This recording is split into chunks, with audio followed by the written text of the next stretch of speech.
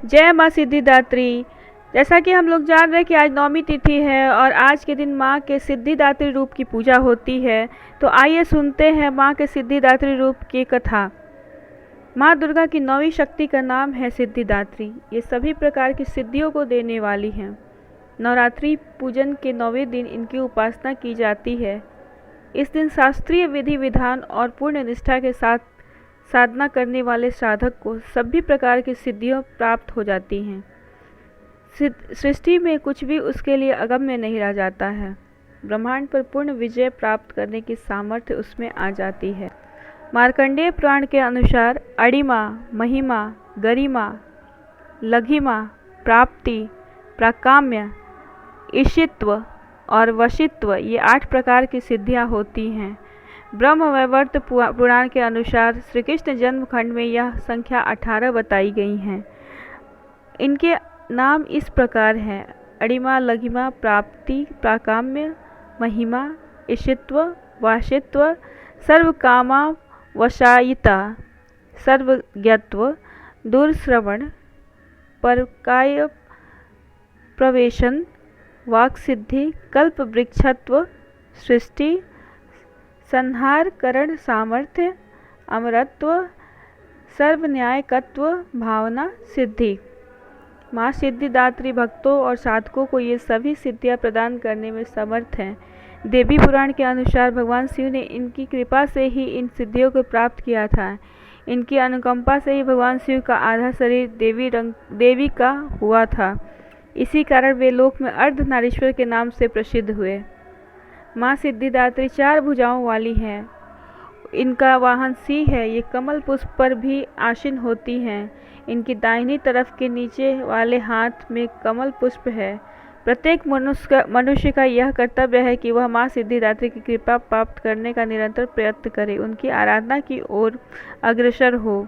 इनकी कृपा से अनंत दुख रूप संसार से निर्लिप्त रहकर सारे सुखों का भोग करता हुआ वह मोक्ष को प्राप्त कर सकता है।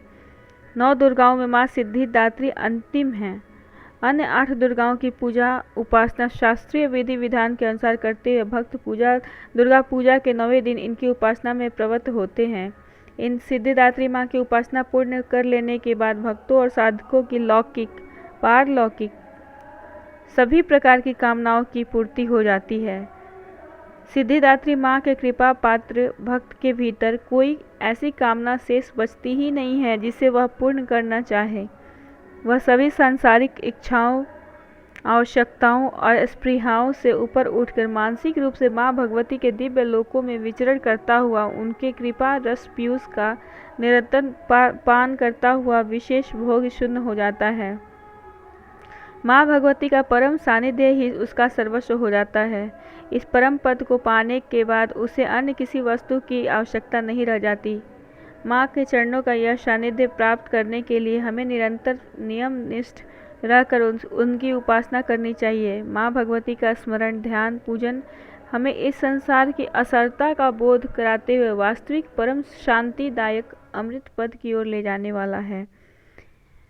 इनकी आराधना से जातक को अणिमा, लघिमा, प्राप्ति, प्राकाम्य, महिमा, ईशित्व, सर्वकाम वशायिता, दूरश्रवण, परकामा प्रवेश, वाक सिद्धि, अमृत, भावना सिद्धि आदि समस्त सिद्धियों 9 निधियों की प्राप्ति होती है। आज के युग में इतना कठिन तप तो कोई नहीं कर सकता, लेकिन अपनी शक्ति के अनुसार जप तप पूजा अर्चना कर कुछ तो माँ की कृपा का पात्र बनता ही है।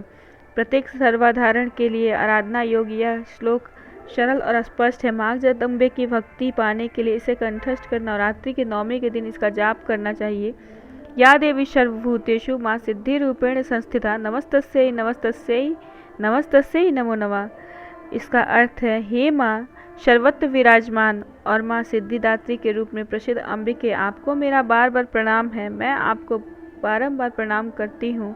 हे माँ, आप मुझे अपनी कृपा का पात्र बनाओ। जय माँ सिद्धिदात्री।